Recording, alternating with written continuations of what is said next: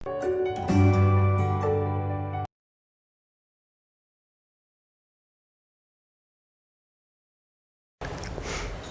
Morning student. बेटे स्वागत है आपका त्रिवेणी मेमोरियल सीनियर सेकेंडरी स्कूल की ऑनलाइन क्लासेस में। तो आज मैं आपको आपकी हिंदी व्याकरण से वाक्य का पाठ करवा रही हूँ। अब मेरी पिछली वीडियो में आपने देखा होगा कि जो वाक्य है उसके मैंने दो अंगों के बारे में बताया था, उद्देश्य और विधेय। लेकिन अब हम उससे आगे वाक्य के बारे में और डीपली बताएंगे। तो ये वाक्य भाग 2 वीडियो है। जो भाग 1 देख चुके हैं वो भाग 2 को भी ध्यान से देखें बेटे। तो मैंने बताया है कि वाक्य होता क्या है। सबसे पहले डेफिनेशन देखते हैं कि सार्थक व व्यवस्थित शब्दों का समूह वाक्य कहलाता है। यानी कि वाक्य में जो डेफिनेशन होती है उसमें 2 बात आपको बहुत अधिक ध्यान देनी है कि जो शब्द होंगे वो बिल्कुल सार्थक होंगे, यानी कि उनका अर्थ निकलना चाहिए, और जो शब्द होंगे वो व्यवस्थित होने चाहिए, यानी सिस्टमैटिक तरीके से सेट होने चाहिए। जैसे कि राम पढ़ता है, ये तो सीधा है, लेकिन मैं कह दूं राम है पढ़ता, अब ये है तो बाद में आना था लेकिन मैंने तो पहले लगा दिया, तो ये वाक्य गलत है, अशुद्ध है। ठीक है, तो वाक्य बनाते टाइम आपको सार्थक और व्यवस्थित 2 शब्दों पे अपनी पकड़ रखनी ही रखनी है कि शब्द सार्थक भी होने चाहिए और व्यवस्थित भी होने चाहिए। तो परिभाषा आपने अच्छे से देखी। उसके बाद हम आ जाते हैं अंग पे कि इसके 2 अंग होते हैं, 2 प्रकार होते हैं। कौन से? उद्देश्य और विधेय। इसको मैं एक लाइन से यानी एक पंक्ति से क्लियर कर देती हूं। राम खाना खा रहा है, तो देखिए जिसके बारे में कहा जाए वो उद्देश्य कहलाता है। तो किसके बारे में कहा गया है? राम के बारे में। और जिस उद्देश्य के बारे में जो कुछ भी कहा जाए वो विधेय कहलाता है। तो उद्देश्य राम है तो राम के बारे में क्या कहा गया है? खाना खा रहा है, तो राम खाना खा रहा है में राम उद्देश्य हो गया और खाना खा रहा है विधेय हो गया। क्योंकि जिसके बारे में कहा जाए वो उद्देश्य होता है और जिस उद्देश्य के बारे में जो कहा जाए वो विधेय कहलाता है। उसके बाद आता है कि जो वाक्य है उसके जो आधार है वो 2 है, यानी 2 आधारों में विभाजित होते हैं। आगे वाक्य कितने प्रकार के होते हैं? 2 प्रकार के होते हैं। पहला रचना के आधार पर और दूसरा अर्थ के आधार पर। तो रचना के आधार पर बेटा हम वाक्य को 3 भागों में बांटते हैं। पहला है सरल वाक्य, दूसरा संयुक्त वाक्य और तीसरा है मिश्रित वाक्य। नाम से ही आपको बिल्कुल साफ पता चल जाएगा।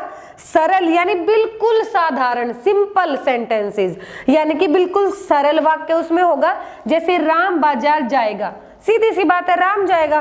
फिर श्याम बाजार जाएगा, सीधी सी सिंपल सी बात है, श्याम बाजार जाएगा। इसमें कुछ तोड़ मोड़ नहीं है। उसके बाद आ जाओ संयुक्त वाक्य। आपने इंग्लिश में पढ़ा होगा कंजक्शन। कंजक्शन की ही जो हिंदी में अर्थ होता है वो है संयुक्त। संयुक्त का मतलब ही होता है मिला जुला, यानी कि जो मिले जुले, संयुक्त परिवार भी सुना है ना, जिसमें सारे इकट्ठे रहते हैं। तो यानी कि 2 वाक्यों को या 3 वाक्यों को जब जोड़ देते हैं तो वो संयुक्त वाक्य कहलाता है। तो पहले ये दोनों वाक्य अलग थे बेटा, इसको संयुक्त बनाए। राम बाजार जाएगा और श्याम भी बाजार जाएगा। तो मैंने जो 2 अलग अलग वाक्य थे उनको जोड़ दिया तो वो संयुक्त हो गए। ठीक है, तो यानी कि ये पूर्ण विराम हटके मैंने और से वाक्य को जोड़ दिया। अब आ जाओ आप मिश्रित वाक्य पे। मिश्रित का मतलब होता है मिला हुआ। ठीक है, यानी कि सारी चीजें जब एक दूसरे में मिलेंगी। अब एक सिंपल सा उदाहरण देती हूँ। एक सब्जी है, अगर सब्जी में आप नमक डालोगे तो मिर्च की भी जरूरत है, मिर्च डालोगे तो हल्दी की भी जरूरत है, जीरे की भी जरूरत है, यानी कि वो मिली जुली है ना। सारी चीजें आई हैं तभी तो वो टेस्टी बनी है, क्योंकि वो सारी आश्रित है, एक दूसरे पे डिपेंडेबल है। ठीक है, तो मिश्रित का मतलब ही होता है मिला हुआ, यानी आश्रित। एक दूसरे पे जो आश्रित है, डिपेंडेबल है, वो क्या होते हैं? मिश्रित वाक्य। जैसे अभी इन्हीं को साधारण को हमने संयुक्त बनाया, इन्हीं को हम मिश्रित बनाते हैं। कैसे? यदि राम बाजार जाएगा तो ही श्याम बाजार जाएगा, क्योंकि राम के ऊपर डिपेंड है श्याम का बाजार जाना और श्याम के ऊपर डिपेंड है राम का बाजार जाना। जब दोनों ही बाजार जाएंगे तो बाजार जाएंगे, एक कोई अकेला नहीं जाएगा। आप मेरी बात समझ रहे हो, अंतर समझ गए। साधारण वाक्य यानी सरल वाक्य, संयुक्त यानी दो वाक्यों को जोड़ दिया मैंने, और मिश्रित यानी एक दूसरे पे आश्रित है, एक दूसरे के बगैर दूसरे का अस्तित्व है ही नहीं। तो बेटा ये आपको काफी अच्छे से समझ आ गया होगा कि रचना के आधार पर 3 वाक्य होते हैं और तीनों किस प्रकार के होते हैं। उसके बाद आ जाओ अर्थ के आधार पर वाक्य। अर्थ के आधार पर वाक्य 8 होते हैं। विधानवाचक वाक्य, निषेधवाचक वाक्य, प्रश्नवाचक वाक्य, आज्ञावाचक वाक्य, इच्छावाचक वाक्य, संदेहवाचक वाक्य, संकेतवाचक वाक्य और विस्मयादिवाचक वाक्य। नाम से ही पता चल रहा है ग्रामर एक ऐसा विषय है जो अपने नाम के अंदर ही अपनी डेफिनेशंस, अपनी परिभाषाएं संजो कर रखता है। सिर्फ पहचानने वाली हमारी नजरें चाहिए हैं। तो मैं जितनी भी वीडियो बना रही हूं उनको आप ध्यान से समझेंगे तो आपको कभी भी ग्रामर को रटना नहीं पड़ेगा। तो आप फ्यूचर में ग्रामर को कभी ना रटे, सिर्फ समझे, उसके नाम को पकड़ ले कि नाम में हमने क्या बनाया है। तो विधानवाचक, अब बोलते हैं ना आम बोलचाल की भाषा है विधि का विधान, विधि यानी भगवान, विधान यानी सच्चाई। विधानवाचक वाक्य वो होते हैं जो सच्चाई पर आधारित है। जैसे सेब मीठा होता है, अब सेब मीठा होता है सभी को पता है, ठीक है। सूर्य पूर्व से निकलता है सभी को पता है। हमें स्वस्थ रहने के लिए एक्सरसाइज करनी चाहिए सभी को पता है। यानी जो सच पर आधारित है, जो विधि का विधान है, नदियों से जल मिलता है, ये सच्चाई है। यानी जो सच्चाई पर आधारित है वो विधानवाचक वाक्य होते हैं। जैसे सेब मीठा है, मीठा होता है सेब, इसलिए वो सच है, विधानवाचक वाक्य में आ गए। उसके बाद है निषेधवाचक वाक्य। बेटा निषेध, आपने जब आप बाहर घूमने गए हो तो यहाँ गाड़ी खड़ी करना निषेध है, यहाँ पर धूम्रपान निषेध है। निषेध मतलब मना है, मनाही जिस चीज के लिए हो गई, यानी कि नहीं।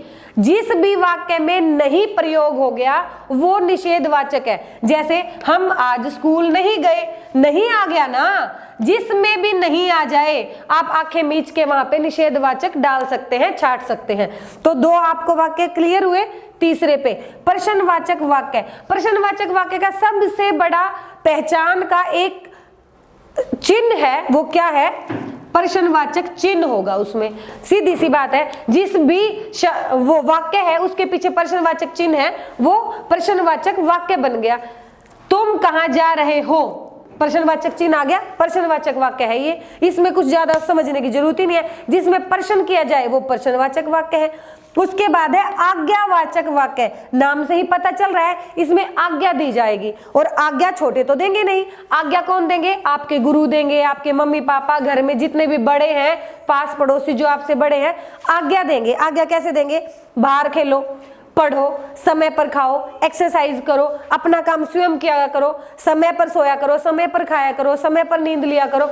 यानी कि जब भी बड़े कुछ बोलेंगे तो ओ की साउंड देते हैं पीछे, यानी करो, do it, do it English में बोलते हैं ना, तो ऐसे ही हिंदी में है कि करो, करो पे वो फोकस करते हैं। तो ऐसे जितने भी वाक्य आते हैं जो आपको कुछ करने के लिए प्रेरित करते हैं, और वो रिक्वेस्ट नहीं होती। हम ये नहीं करेंगे आप खाना खा लीजिए, लीजिए में तो रिक्वेस्ट आ गई, नहीं, वो वाक्य फिर नहीं है आज्ञावाचक, ठीक है।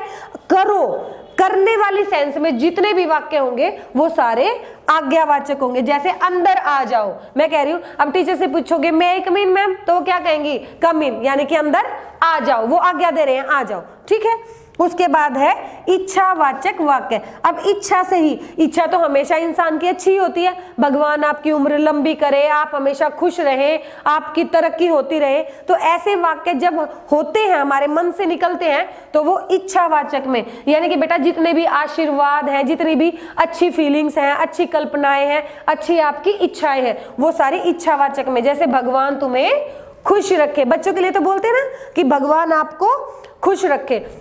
उसके बाद है संदेहवाचक वाक्य। नाम से ही पता चल रहा है, संदेह यानी कि जिसमें आप डाउटफुल हो, श्योरिटी नहीं है, मतलब आपको थोड़ा थोड़ा तो फील हो रहा है, थोड़ी थोड़ी भावना आ रही है, लेकिन आज मौसम थोड़ा सा ठंडा सा है, लेकिन आप ये कह सकते हो शायद आज बारिश होगी, लेकिन आप श्योर नहीं हो, आप संदेह हो, भ्रमित हो। संदेहवाचक वाक्य में वो आते हैं जिसमें आप भ्रमित हो, यानी कि शायद आज वर्षा होगी। शायद आज ममता मैडम वो चैप्टर पढ़ाएंगी। आप अभी श्योर नहीं हो क्योंकि मैं क्लास में आई नहीं हूं, अभी तो क्लास में आऊंगी उसके बाद बताऊंगी। शायद ममता मैम आज ये वाला टेस्ट ले ले, लेकिन मैं तो वो वाला टेस्ट ना लेके ये वाला भी ले सकती हूँ, ठीक है ना। तो यानी कि जहां डाउटफुल शब्द आ जाता है यानी कि संदेह भरम आ जाता है, वो संदेहवाचक वाक्य है, ठीक है। शायद मिलता है तकरीबन उसमें, या सेंस ऐसी मिलेगी कि आप क्लियर नहीं हो पाते हो, तो वो आप आराम से पहचान लोगे। उसके बाद है संकेतवाचक वाक्य।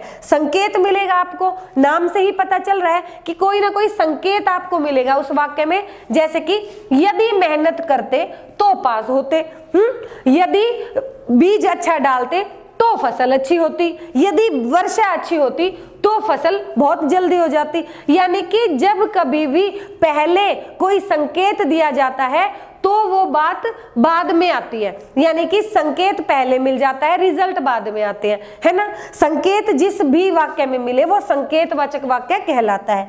उसके बाद में विस्मयादि वाचक वाक्य। विस्मय, विस्मय क्या होता है? सरप्राइज्ड होना, यानी आश्चर्य, घृणा, दुख, खुशी, प्रसन्नता, ये सारे। जैसे देखो कोई भी बात जब एकदम से आपके मुंह से निकले, कोई भी शब्द एकदम से आपके मुंह से निकले ना, वो विस्मयादिवाचक में आ जाता है। जैसे कि आप कहीं जा रहे हो और आपके सामने एकदम बंदर आ जाए तो तुम कहोगे हाय बंदर, तो ये हाय क्या था?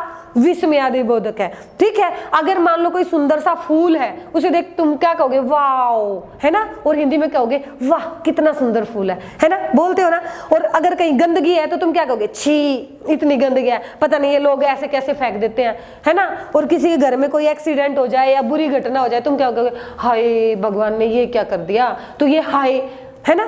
तो यानी कि जब हम किसी भी परिस्थिति में होते हैं और हमारे मुख से जल्दी से कोई शब्द निकल जाता है, वो सारे विस्मयादिवाचक वाक्य में आते हैं। तो वह कितना सुंदर फूल है, तो ये वह क्या हो गया? विस्मयादि। और इसका चिन्ह क्या होता है? थोड़ा ऊपर करके पूर्ण विराम और नीचे बिंदी लगती है, ठीक है। ये विस्मय का चिन्ह हो जाता है। तो ये देखो इसमें से विस्मयादिवाचक अलग से पहचान लोगे क्योंकि इसमें ये चिन्ह मिलेगा, प्रश्नवाचक अलग से पहचान लोगे, इसमें ये चिन्ह मिलेगा, और निषेधवाचक अलग से पहचान लोगे क्योंकि उसमें नहीं मिलेगा। तो फिर रह ही क्या गया? 3-4 तो ऐसे ही हो गए जो अलग से ही पहचाने जाएंगे, फिर रह क्या गया इसमें? यानी कि बेटा चैप्टर बिल्कुल इजी है। अगर थोड़ा सा दिमाग लगा के इस चैप्टर को करोगे तो आप कभी भी इसको रटोगे नहीं।